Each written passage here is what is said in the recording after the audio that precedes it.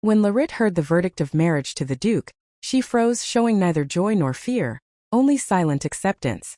There was a tense silence in the study, and all eyes were fixed on her, but she remained silent, as if she had nothing to do with what was happening. Nearby, her sister was shyly seeking her father's attention, but he ignored her as if she were nothing. The Duke sat with a gloved hand to his face, remembering something unpleasant, and for a moment pain flashed in his eyes. Larit flinched at the sound. The Duke's glove struck the table sharply, and old fears associated with those white gloves surfaced in her mind. Larit didn't hesitate to repeat the words of submission without hesitation, as if it had become her reflex, developed over the years.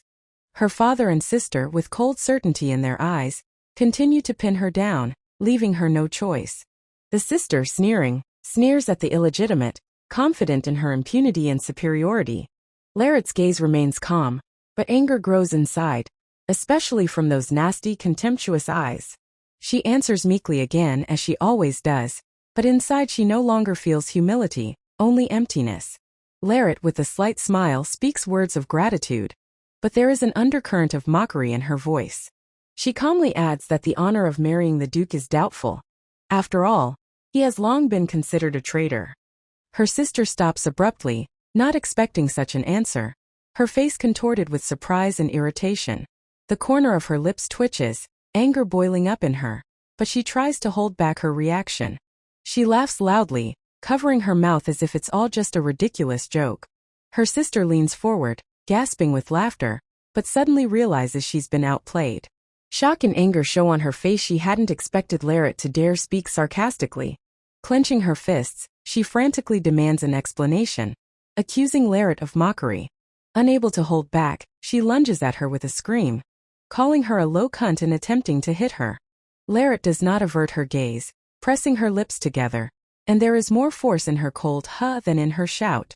The servants remain indifferent even as Larit is struck, as if they intend to stay away until the last. Chaos reigns in the room, and even the servants panic at what is happening, not knowing how to react. Larit breaks out of her usual submissiveness with fury and declares for the first time that she no longer has to obey. Rose sobs, unable to cope with the fact that Larit is out of control and dares to raise her voice. Larit's voice trembles, but she says firmly that she will not allow herself to be humiliated again. She is not inferior. Hovering over her sister, Larit firmly states that the real lowlife is her, who has received no respect or sympathy. She recalls Rose raising her hand to others without a second thought, causing her to be disgusted and angry. Larit's eyes are no longer confused but determined. She no longer has anything to fear, even if those around her think she's crazy. But the reaction is not long in coming. Accusations pile up one after another, accusing her of ingratitude and disrespect. While the maids comfort Rose, she sobs, but not from pain, from humiliation, which she has never experienced before. Rose, hysterical, orders her father to beat Larit to her last breath, and everyone around her freezes. Without a second's hesitation, her father agrees with a wry grin, preparing to carry out the order. Larit falls backward, sitting on the floor, unable to believe he would actually raise a hand on her. Fury rages inside her. She can't just accept it, not after everything that's happened. He lifts his leg, and Larit flies backward with a shriek, grabbing his leg in an attempt to stop him. Larit, with a broken face, screams that she won't let anyone else treat her like dirt. She lashes out at her father with such fury that he panics and can't get rid of her grip. Rose calls out to him in horror, but he is already losing his balance, unable to cope with the situation.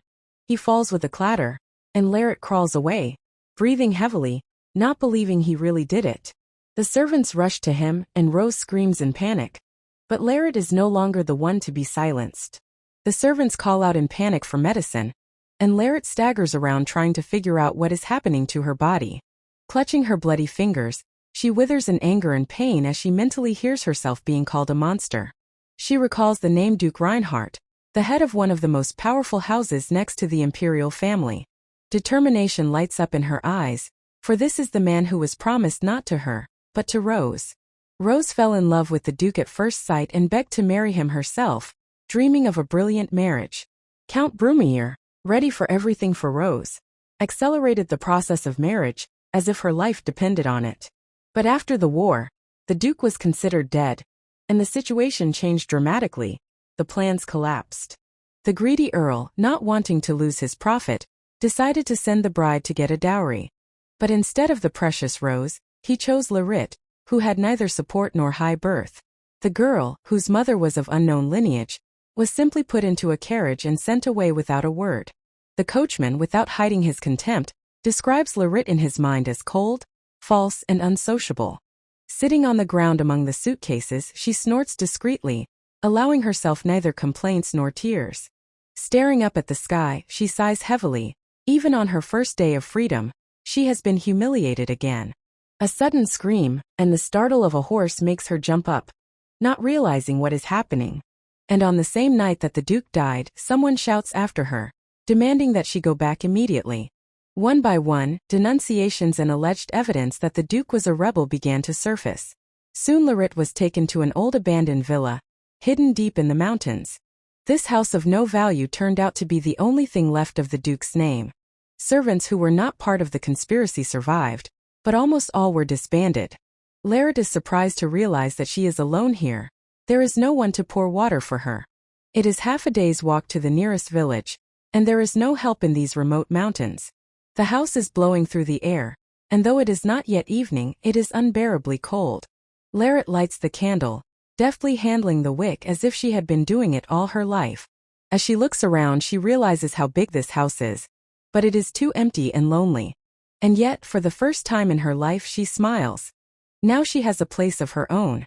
Looking out the window, Illegitimate is surprised to recognize that things are not as bad as she expected. Sitting against the glass wall, she admires the scenery and for the first time allows herself to feel at peace. That Illegitimate, who was afraid to even eat, can now eat in peace without fear of being poisoned. She looks at the snowflakes and remembers how she used to be fed what she herself was afraid to eat. She wraps herself in the plaid and smiles weakly. Now she has a chance for a fresh start. Illegitimate realizes that she has much to prepare to survive the winter and not freeze alone. She looks into the distance with hope. If she works hard, spring will come sooner than it seems. Meanwhile, at the table in the mansion, everything is sumptuous, the food is plentiful, and the servants are bustling about.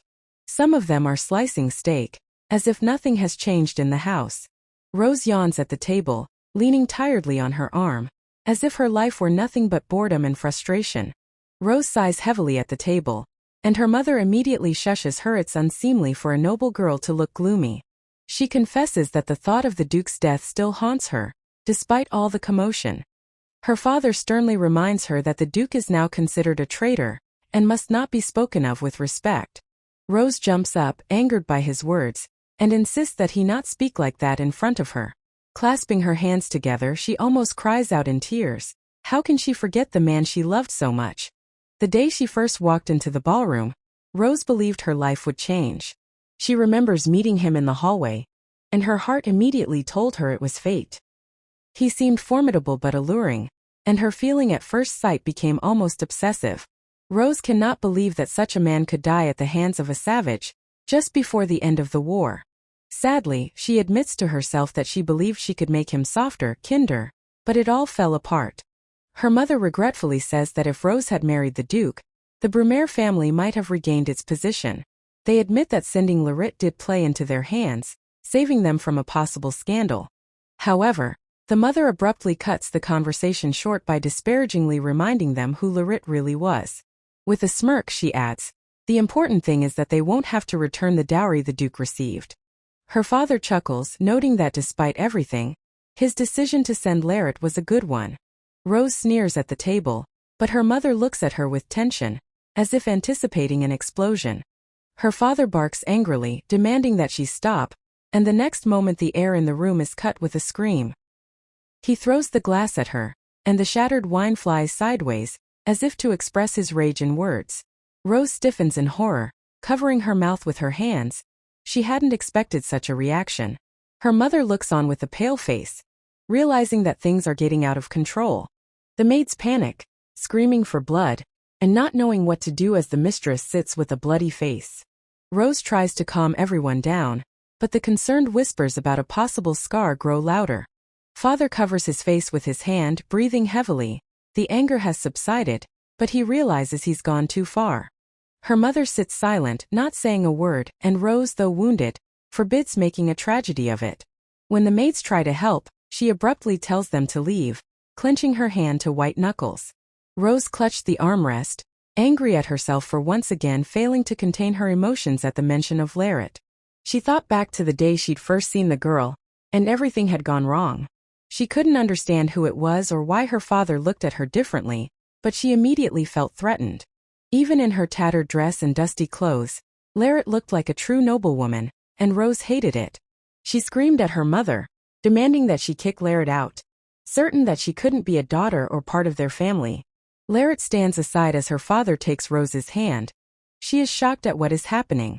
Rose screams in frustration, unable to believe that someone has suddenly taken her place, and demands a retraction.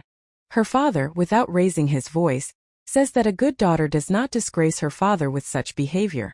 He forces Rose to recognize Larret, and demands that she set an example worthy of an older sister. Her mother leans toward her and whispers sternly, "Her name is Larret. She is part of our family from now on." Rose clutches the edge of the table sharply, mentally glad that the one stain, Larret, will finally disappear from the family. She approaches her father with feigned affection, asking him not to be angry and promising that things will get better soon. Her confidence grows stronger. Once Larret is gone, her father will be kind again, and the house will be bright. She smiles, snuggling into her father's lap, saying that a day like this deserves a good meal, and looking away, thinking with a predatory grin how soon all she has to do is clean up her body and everything will be perfect. A gray sky looms over the snowy forest, and Larret suddenly feels as if someone is discussing her. She shuddered, realizing that her intuition wasn't deceiving her.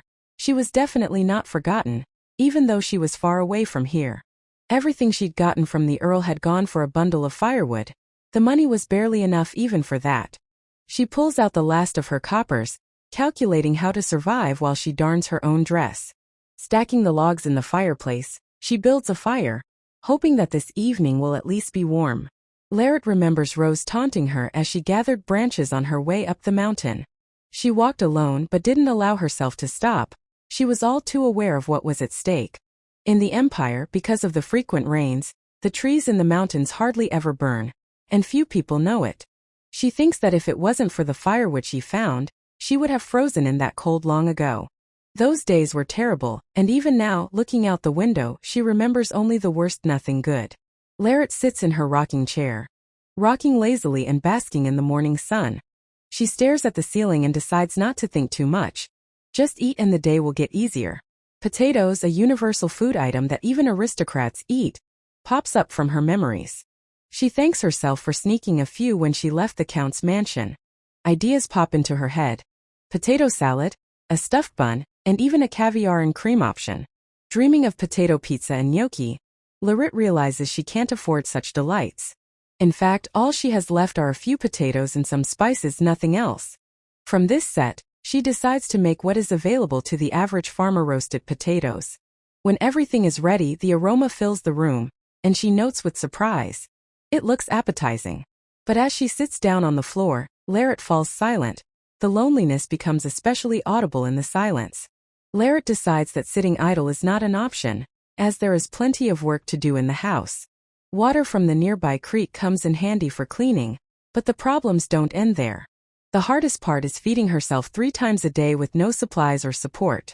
Plus, she doesn't have a magical supply of potatoes in her sack. Each portion is worth its weight in gold. But luckily, this old house has something no amount of money can buy: peace. The cabinet turned out to be more than just a piece of furniture. The wood it's made of is expensive in itself. Although all the expensive dishes are gone, the material itself is worth a lot of money. Larret admires the exquisite finish and rejoices. She'll have enough food for a month if she sells this. She dreams of finding a way to get the furniture to the village and trade it for supplies. Looking down at the room from above, she wonders for the first time just how much stuff is valuable in here. Larret takes a good look around the room and evaluates each item. Something will fetch 20 potatoes, but this one will fetch 50. She sighs a sigh of relief. That's enough to keep her going at least until the new job comes along. With a slight smile, she thinks that if this is the beginning of her independence, it's going quite well. As she ponders, the hot bun warms her hands pleasantly. Despite the time, it's still warm. She notes with surprise and a slight tenderness that the bun is still steaming, and for some reason it's energizing. She gently takes the baked potato in her hands, saying that it's delicious on its own, but lacks emphasis. Blowing the hot steam off the slice, Larriet slowly brings it to her face, trying not to burn herself. Despite her caution, she tastes it and burns herself, but she doesn't give up. With a slight wince, she takes another bite, and her gaze becomes surprised and soft. With juice running down her lips, she smiles and whispers softly, "So delicious." The baked potato was like meat, dense, rich with a fried crust. It filled everything in her mouth. She sat by the fireplace, chewing leisurely, and with each bite the sweetness of the carbohydrates felt stronger and stronger. Regretfully, she thought it would have tasted even better with milk, but as it was the most filling meal she'd had in a long time. After the meal, she decided to make the bed and go to bed, and save the rest of the potatoes for tomorrow. Looking out the window, Larriet thought about tomorrow's dinner and a possible purchase in town, whispering to herself, "Tomorrow." Larriet ate her potatoes carefully, not believing she could afford to think about tomorrow's dinner. The warmth of the house, the satiety and peace. It was all so unfamiliar that it seemed like a dream. She remembered the cries in other people's houses, how much fiddling with the waiting room, and how she had lowered her head, unable to answer. She had been just a child when she first realized that even an 8-year-old girl had nowhere to go in this world. Now, covering her mouth with her hand, she tried to hold back the tears, but they were coming too many in one day. Larriet remembered how her mother had left without turning around, leaving her with her things as if she were just a burden. She had called for her, cried, grabbed for air, but all she had gotten in response was a cold wind and the sound of the door closing. When she had first been brought into the mansion, the Count had asked with indifferent politeness if she was really his daughter. Larriet had naively thought then that she had been welcomed into the family, for everyone had been courteous, but behind her back they had whispered, "She's nothing but a bastard." Now, sitting alone, she hugged her knees and listened as she was once again reminded that even food was hers to find on her own. Larriet mouthed quietly that it was the right thing to do, as if coaxing herself not to lose confidence. She took a few potatoes and tried to drown out the awkwardness of these sudden moments of happiness. With a cup of tea in hand, she convinced herself that she had a house, some money, and if she tried hard enough, she could get a job. It was still unsettling inside, but she tried to cling to those reassuring thoughts as if they could keep her warmer than plaid. And though her chest still ached, for the first time Larriet allowed herself to just get used to the peace. A few weeks passed and footsteps that left footprints in the fall earth brought her home again. Larriet carried a full basket in her hands, bread, vegetables, herbs, and whispered with a smile, "It's time to go back." There was a calmness in her gaze. Life was finally simple, warm, and almost carefree. She savored this tranquility. The villagers were kind and caring, and Larriet felt needed. Now that the ground wasn't frozen, they were even planting vegetables outside the house, which seemed like a miracle to her. Thanks to the care of the neighbors, Larriet had managed to find sugar, and this made her genuinely happy. She thought fondly how lucky she was. Such little things had been an unaffordable luxury before. The cupboard was full of supplies, everything neatly arranged for the winter, but the upstairs still needed cleaning. Tired from the road, she decided to indulge herself and boil a stew to warm herself up a bit. However, fatigue took over. She dropped her head on her hands, barely holding back a yawn. The method of preparation was simple. Larriet gathered fresh vegetables and began cooking. She rinsed the meat thoroughly, trying to get rid of any remnants of blood, though she had a strange affection for it. Then she carefully peeled the potatoes and carrots, concentrating fully on the process. She kept thinking about the secret ingredient that the mayor had once given her, assuring her that it would make the dish perfect. The bay leaf and black pepper were added, and her eyes lit up. Everything was going according to plan, despite the sudden pop of the lid falling off. Larriet flinched at the sudden sound. This house didn't usually have guests. Cautiously, she leaned over and listened to the silence, trying to see if she was imagining things. Clutching the pepper grinder in her hand like an improvised weapon, she prepared to defend her home. But there wasn't a soul in the kitchen, just a hushed echo and a slight breeze. She took a step forward and whispered suppressedly, and disappeared. Larriet crept along the wall, listening for any rustle, her heart still beating faster than usual. As she approaches the door, she is relieved to think that it must have been some animal that ran by. Meanwhile, somewhere in the distance, the boy suddenly remembers something important. his gaze becoming serious. He remembers how on the way back he noticed the last flock of birds flying south. Meanwhile, Larrett thinks, what if it wasn't an animal, but a frightened bird left alone? Larrett stands in the darkness of the hall and, without saying a word, remembers how it all began. The kind faces of the ants from the marketplace come to her mind. They were the first to lend a helping hand, and now Larrett feels she must return the favor. She clenches her fist tightly, as if sealing a resolve that will never let her back down again. Gathering her courage, she opens the door, realizing that even fear won't stop her from helping someone. Her eyes widen in surprise as something flashes across the threshold. Larrett swings the door open and a mysterious man in black armor, covered in blood and dirt, struggles to his feet. He loses his balance and almost falls into her arms, and beneath the hood his face is revealed, mangled, stubborn but familiar.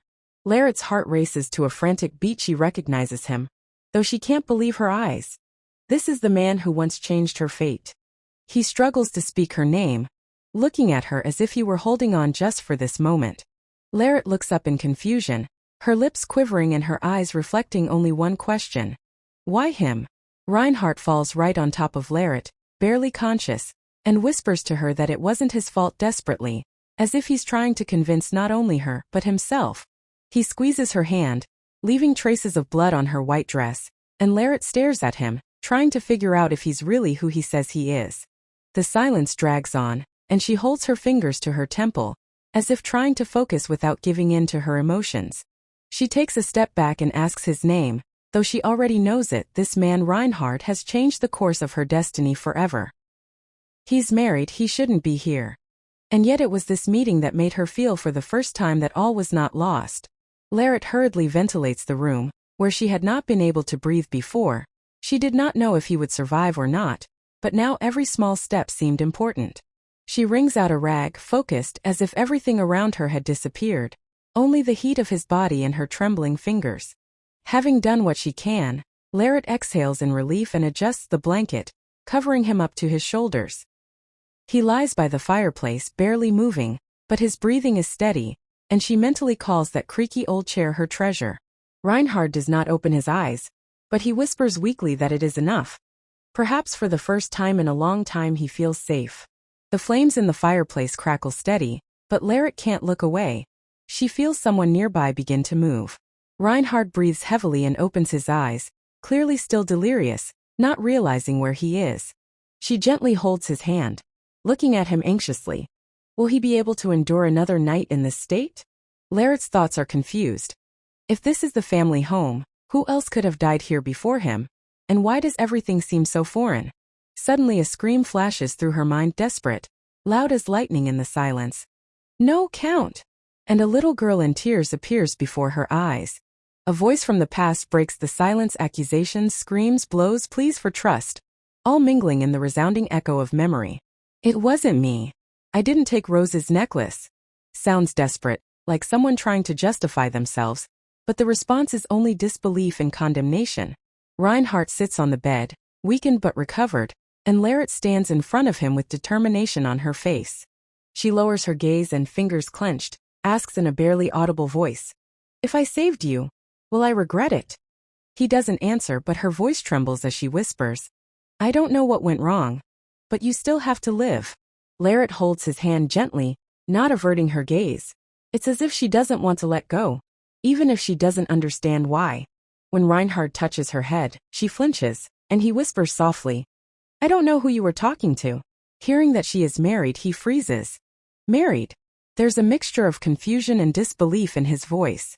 She turns away, looking out the window, and thinks to herself, actually, he obviously lives alone. Reinhardt remembers her words, "I'm married," and looks at her in confusion, but Larrett just looks away, as if she doesn't know why she lied. Reinhardt reclines lazily in his chair with his plate in his hands, and Larrett stands silently by, not knowing where to begin. He wonders what's wrong, but she evasively replies that everything is fine, though her thoughts are occupied with his wound and the lies about her husband. Larrett notices the blood on his clothes and, lips pressed together, thinks she can't waste another minute. She raises her hand, asking him to stop, and he freezes in surprise, not realizing what she is about to do. Larrett sternly asks him not to move and to move a little. She needs to treat the wound, and in that moment she looks more determined than ever. Larrett enters with a basket, determined to see it through, and Reinhardt immediately notices that she has brought something else.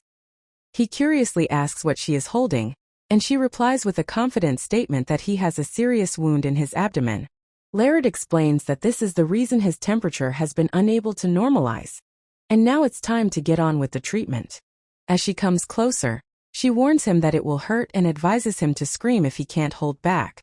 Reinhardt clenches his teeth sharply in pain as she touches the wound, and tries to make jokes through his groaning to somehow keep his composure. Reinhardt thinks back to the moment he received the wound. It's been weeks now, but it still hasn't healed. He grits his teeth as he realizes that the sword he was struck with was clearly unusual, perhaps poisoned or cursed. Larrett tries to calm him, pressing her hand against the bleeding wound and ordering him to breathe deeply. She tells him it's almost done, asking him to hold on a little longer while she presses the bandage on. Reinhardt smiles weakly, acknowledging that he feels a little better, but also perplexed. What is even going on between them? Larrett abruptly intercepts his hand when she sees him clench his fist in pain. She calmly explains that if it doesn't stop, the nails could dig into his skin and only make it worse. Reinhardt is silent, but you can read the surprise and something more in his gaze as he looks at her hand. She gets up to fetch bandages and he is left sitting with the wound, looking after her, surrounded by silence. Though there are no suitable bandages, Reinhardt notices that everything has been treated cleanly, and at least the poison is not to be feared. Reinhardt decides to ask one important question before things go too far. He is convinced that if Larrett doesn't know the whole truth, the right thing to do is to get out of here as soon as possible. But when he asks her to speak directly, she looks at him calmly with the basket in her hands. He stands up and cautiously asks if she knows where they are. Without blinking, Larrett answers confidently, of course she knows, it's the Duke's villa. The man breathes heavily, wounded, and is surprised to notice that the house doesn't look abandoned, so someone knows that there is already an owner here. The girl looks at him calmly and tells him that she is now the owner of this place because she has become the mistress of the ducal family. He is stunned by her words, not understanding how a mere girl could be related to a duke. She explains that even if it's just a formality, it's important to her, because she really owns this villa. The servants in front of the mansion respectfully greet the man, begging the duke to finally marry. The servants persistently ask the man why he has not yet married, for many girls dream of him.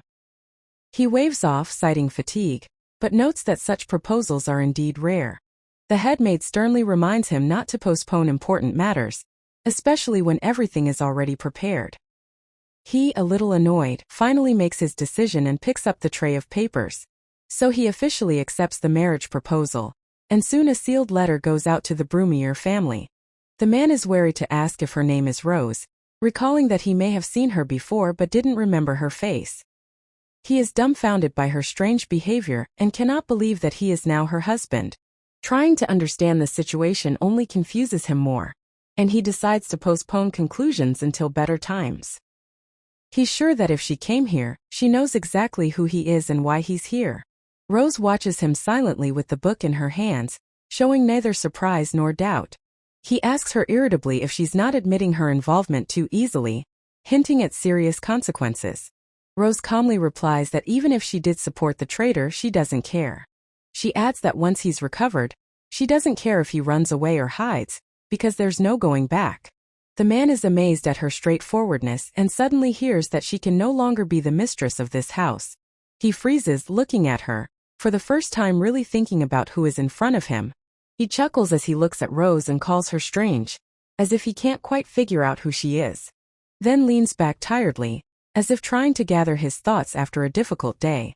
He dryly admits that talking to her is exhausting. She's too different from anyone he's ever known before. Memories flash before his eyes.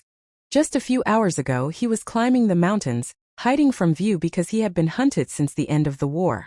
And now he recalls how, wounded and exhausted, he clung to his sword in the dark forest, overwhelmed with a thirst for vengeance against those who betrayed him. Looking at those for whom the ducal family was responsible, he felt a strange pressure, as if their fates were inscribed on his shoulders along with his uniform. He understood. It was necessary to find out where they were, what they did for a living, and whether they deserved protection after all that had happened. Rose was sitting in front of the fireplace with a book, pretending not to notice his concern, but her every glance betrayed interest. It seemed to him that with his body and his past he was incapable of changing anything, but talking to her eased the pain a little, as if his mind were temporarily clouded with warmth. He murmured quietly, "Thank you, even though it's too late," and there was a regret in his voice that he hadn't allowed himself in years. Rose calmly said that he could talk when he was finally well, for it was too early to draw conclusions now, and she didn't think he was completely saved. He grinned involuntarily into his mug, hiding his confusion behind a short chuckle. Such directness surprised him. Covering his face with his hand, he admitted to himself that it was exactly the kind of answer he'd expected, reserved but honest. He didn't understand why this environment, her voice, and even the silence around him seemed so familiar and warm, as if he'd been here a long time. And after a slight hesitation, he finally looked up at Rose and asked, "Can I ask you one question?" His voice sounded calm, but there was tension in it. He promised her that when he was fully recovered, he would tell her himself, his voice quiet but sincere. The next day Rose stood at the window, watching the snow fall silently outside. Winter had taken over. She whispered, "Snow," in surprise, not taking her eyes off the white blanket covering everything around her. Walking down the hallway, she wondered if she could bring some soil into the house to try and grow something even at this time of year. Meanwhile, in the kitchen, something was already simmering on the fire.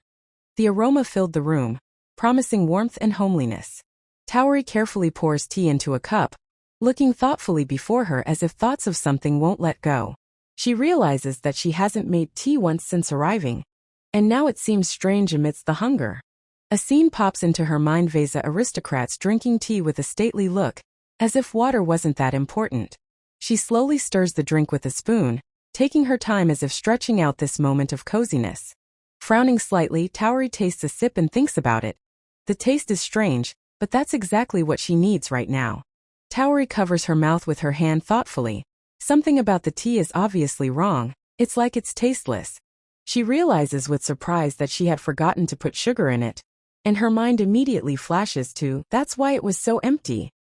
Putting the cup down, she sighs. Tea without sugar is like plain hot water, unable to warm the soul.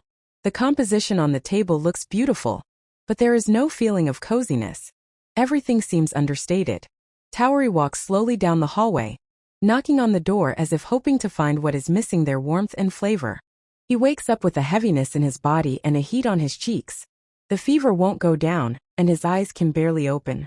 Tauri stands at the bedside with a tray. Her voice calm but tired, she tends to him without reproach. He tries to get up, touches his forehead, wrinkles his nose. Despite his hope, he hasn't improved a bit. Tauri, not hiding her sarcasm, asks if he thinks he can behave as he wishes simply because he's a duke. And he stares at her blankly, not answering, either out of impotence, or because he doesn't know what to parry. Tauri looks at him with a slight reproach and wonders if he's still trying to be polite while lying there with a fever. Without waiting for an answer, she sets down a tray of tea, and calmly says that the sick don't have to be formal. He rises slowly, writhing in weakness, and hears her phrase, "milk." She brought it specifically to ease the fever. Tauri holds out the cup, explaining that the leaves from the market stall work well with milk, and then adds that they're eating together anyway. He's not allowed to order separate meals. He cautiously sips the first sip, as if testing to see if the flavor is really what it seems. Feeling warm and sweet, he smiles a little and thinks to himself that he'll live with this tea. He examines the cup, realizing how hard it was to get milk in the mountains, especially in winter. Her eyes become more serious. He realizes that she has put a lot of effort into this little thing. Finally, looking away slightly, he whispers a quiet thank you without looking up. She sits on the floor, hugging her knees with a thoughtful look, as if going over the events of the last little while in her head. He discreetly remarks that everything is fine, though realizing that there are no more supplies for tea, asks not to worry. Hearing this, the guy freezes for a moment, and a comical scene of fluffy sheep is drawn in his mind. He drops his gaze into the cup, and averts his eyes in embarrassment, not knowing how to respond to her concern. The words about betrayal sound quiet but heavy, and he clutches the cup with effort, as if preparing for the truth. She silently sets the cup on the table and turns to the window, feeling something unspoken lingering in the air. Opening the window, she lets the fresh cold into the room, explaining that without air, the body weakens and the silence becomes softer. He sits on the bed, cradling the cup in both hands, and quietly asks if it's raining, looking in her direction. She replies that it is snowing, noting with a slight smile how cold it has gotten in the last few days, and gently adjusts the covers. Her last sentence comes with unexpected warmth. "You like snow, don't you?" And the room becomes especially quiet for a moment. He quietly admits that he likes snow, especially when he looks at it from the window of the big house, covered in warmth. Rising slightly, he stares up at the ceiling, remembering a place from his childhood where he often went with his mother. It was far from the capital, but the wild flowers and clean air made it a special place. And it was where his mother used to take him in the winter. Even when she was seriously ill, she would go out on the balcony to look at the sky every time it started snowing. There are memories that cannot be erased. They remain somewhere deep inside, like snow on the palms of your hands. For him, this place is not just a mansion, but a reminder of his mother who was his everything. After her death, he never got to come back here, as if time had frozen here along with the last of the snow. The cleaning had stopped, the servants had disappeared, and the rooms were slowly becoming covered in dust and silence. He hoped the pain would go away if he just stopped thinking about it, but the emptiness only grew. This house remained her shadow, silent, cold, and invariably sad. This house should have been abandoned long ago, but now she lived here, the one someone had called his wife. He didn't know where that statement had come from, but it was a fact that had to be reckoned with. She quietly goes about her business as if everything were as it should be, asking no unnecessary questions. There isn't a single servant in the house, but she handles everything by herself, and that gives him an unsettling respect. Even though she's around most of the time, he's sure she won't pass on anything she's seen here to anyone. He lay in bed, staring at the ceiling, and the urge grew inside him to tell her the truth, anything at all.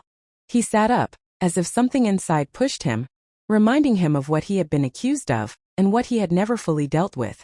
Overwhelmed by this sudden burst of thoughts, he leaned forward, as if trying to keep himself from collapsing from the exertion. He looked around the room, clenching his teeth. He wanted to shout, to call out to her, but his voice was stuck somewhere inside. He rose abruptly from the bed, pressing his palm to his face, as if trying to wipe away everything that had come over him.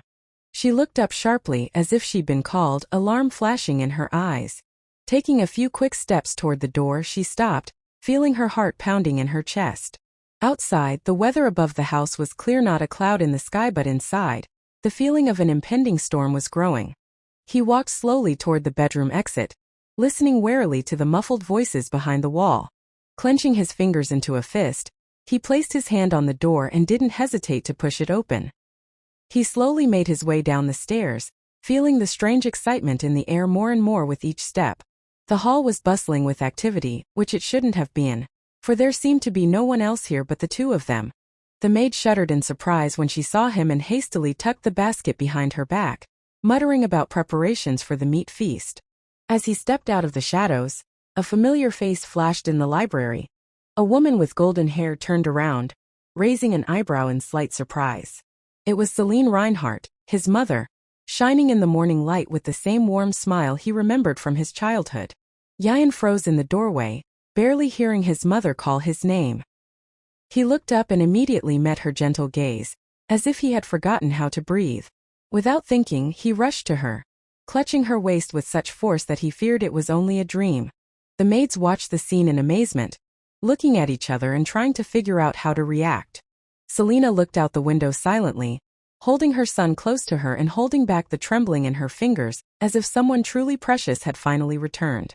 Selena grinned playfully, watching as Yayan lowered his gaze in embarrassment, unsure of how to behave among the maids. She gently declined the offer to help, saying she wanted to eat on the first floor again, as if she was trying to regain her strength that way. Outside the window, the sun glinted on the leaves, and the house resumed talking. Nanny was not expected back until tomorrow, but she had written in her letter that her vacation was over. The maids whispered, noticing how quickly the mistress had returned, and that her hair was thinning. They blamed stress and worry for her son. And Yayan, sedately following, murmured quietly that he hadn't caused any trouble, as if it mattered to him that she heard that. Yayan flinched when he saw a glimpse of gray hair, and for a moment he thought it was the nanny in front of him. He didn't recognize the woman heading down the hallway, but something about her gait seemed familiar. Turning around, he hesitantly says that it seems to be one of the ladies working in the Duke's house. Celine notices his confusion and gently asks what's wrong, but Yayan averts his gaze, assuring her that everything is fine. He walks beside her, thinking to himself that perhaps the reason for his anxiety is just his mood. After all, he's still a child. Yayan walks quietly down the hallway, still not understanding how such a lady could appear next to him. He stops at the door where Tauri is preparing a meal, and a warm feeling rushes through his chest. A fragrant dish is served on the table, the setting is neat, and in the center of the arrangement is a decoration of fresh flowers. Selena and her son sit down at the table, and her face lights up with a slight smile for the first time in a long time. But suddenly she coughs, covering her mouth with her hand, and the maid rushes to her in a panic, exclaiming, "Madam!" Celine tries to hide the attack, saying there's just something wrong with her digestion, though she clearly feels worse. Yayan is concerned, but she gently broaches the subject, saying she'll go up to the second floor to rest. He lowers his eyes, not knowing how to express his concern, but continues to finish his meal in silence, listening to her words. After eating, he promptly runs away from the table, deciding he has to do something on his own. As he runs down the hallway, he remembers. His mother's favorite rocking chair stands in the guest room. Tauri sits in the rocking chair by the window, seemingly oblivious to everything but the light falling on her. Celine notices her son, and asks with a warm smile if he's finished breakfast early. Yayan moves closer, looking at his mother anxiously, and admits that he's just worried about her. He can't hide his worries and honestly says that he's worried because of her frequent ailments. Selena smiles softly and admits that her body is weak, but this time it's really not as serious as it seems. Yayan says with genuine concern that what he wants most of all is for his mom to be healthy. Selena smiles and fake-jokingly replies that with that kind of care she just can't be sick. Suddenly she pretends to lose her balance, and Yayan, startled, exclaims and rushes over to her. At the same moment, the maids enter the room with the medicine, but see Celine hugging her son. They stop in the doorway with surprise and slight confusion, not knowing if they should interrupt now. Selena smiles, surprised by her son's sudden push as he presses his palms against her cheeks, preventing her from turning away. She loses her balance and falls to her knees, and Yayan immediately rushes to her, causing the maids to panic. They all circle around her, insisting that she be sure to take care of herself and take it easy. Celine laughs, looking at her son and the maids with genuine warmth, amazed at their concern. Yayan hugs her tightly, praying to himself that these peaceful warm days will never end. He lies on the bed with a slight smile, as if he hopes this tranquility can last forever. But his gaze slides over the walls, and it becomes clear that the house is not the same as it was in his childhood dreams. Even the air feels alien, it's cold and prickling, touching his skin like a reminder of time. He squeezes his eyes shut, chasing away the weakness, as if he wants to keep himself from dissolving into illusions again. And then she enters silently, with concern in her eyes, as if she sensed how deep he'd gone into himself. He quietly whispers a plea for help, as if he doesn't believe he needs anyone. She immediately cuts him off, ordering him not to answer and to just lie still. Touching his forehead, she notices that his fever has not gone down. He has been suffering from fever all night. And at that moment, the image of the one who used to sit in the chair and care for him like that, his mother, pops into her mind. Now, without saying a word, she rubs his forehead, in the same way, with the same tenderness. He stares up at the ceiling, remembering the faces of those he hasn't seen in a long time. It all brings him back to the past again. He says he wants to see the servants his mother valued, the ones who were against her marriage but still stayed by his side. Rumor has it that the emperor has secretly ordered that the duke not be punished, and that the mansion not be taken back into the crown's possession. Many of the servants had survived, though they were scattered in various places. He hoped some of them were still alive. Touching her arm, he says confidently that almost all of them are probably alive. She turns away, finally daring to say what she's been holding in for so long.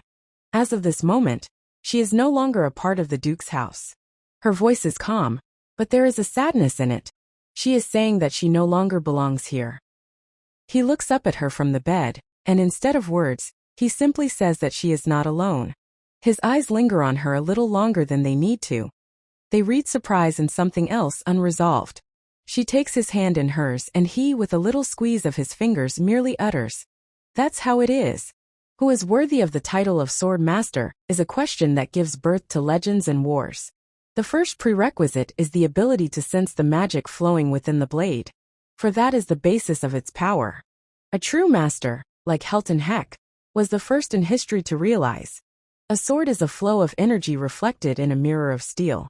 The result of a battle between masters depends not only on technique, but also on the amount of magic put into the sword. The next requirement is the ability to control internal energy, for controlling oneself speeds recovery and makes a warrior invincible. Ian lies staring at the ceiling, his thoughts drifting to the past. He remembers the sword, the wound, and the amazingly fast regeneration as if nothing had happened. The realization that Ian is not an ordinary human increases his inner turmoil. Meanwhile, she thinks about the mundane. A meal needs to be prepared, for the worry continues. A week has passed, Ian is better, and the food supply speaks of her persistent care. The temperature continues to drop, and she decides to cook something easily digestible. Choosing broccoli, she mentally notes that the food selection leaves much to be desired. With basket in hand, she leaves the pantry, carefully selecting each ingredient.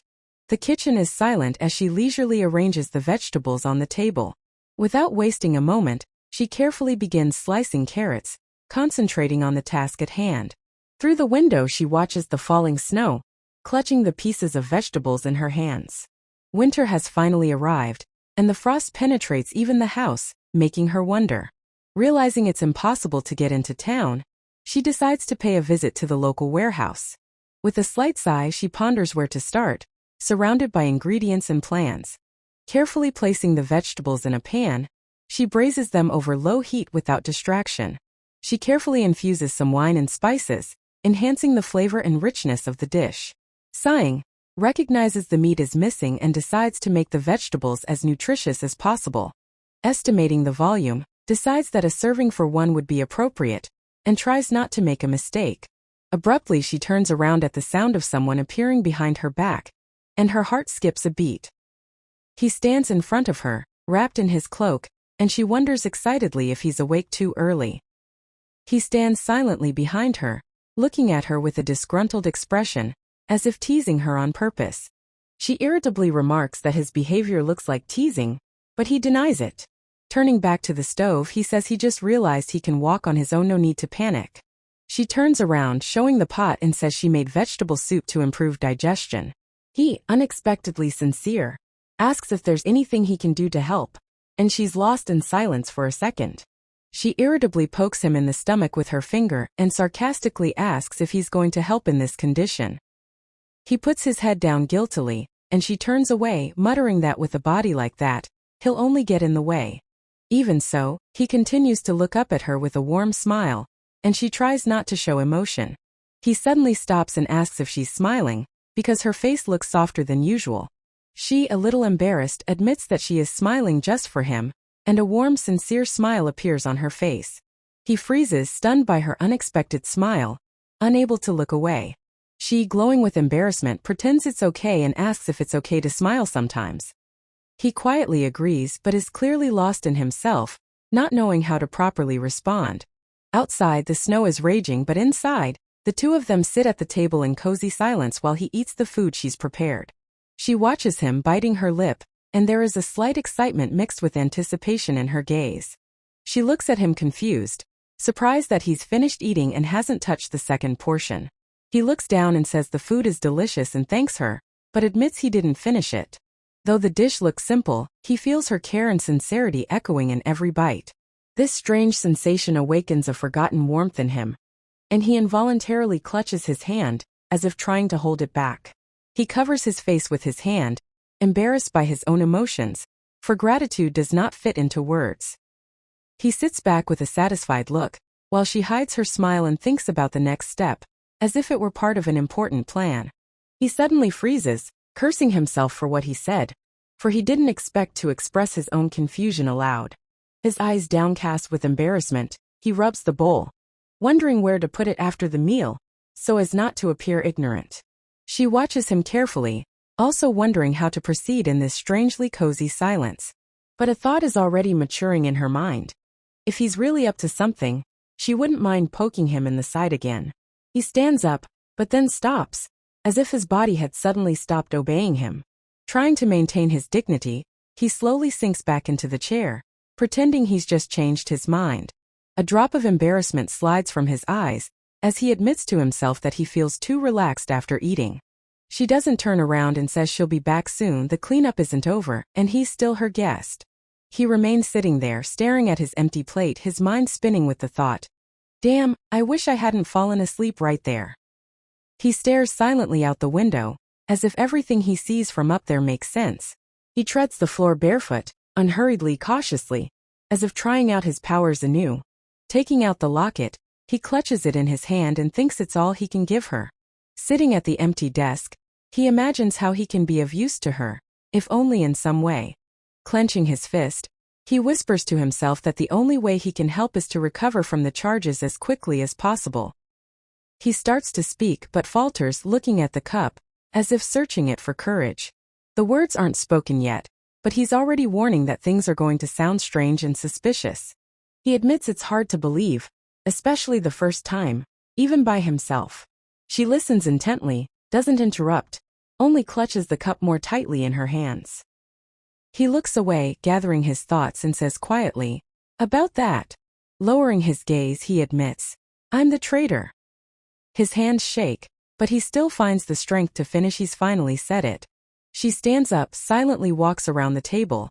There is no fear in her movement, only the gravity of acceptance. She remembers who he really is, not just a man in a plain shirt, but the head of the Union of Dukes.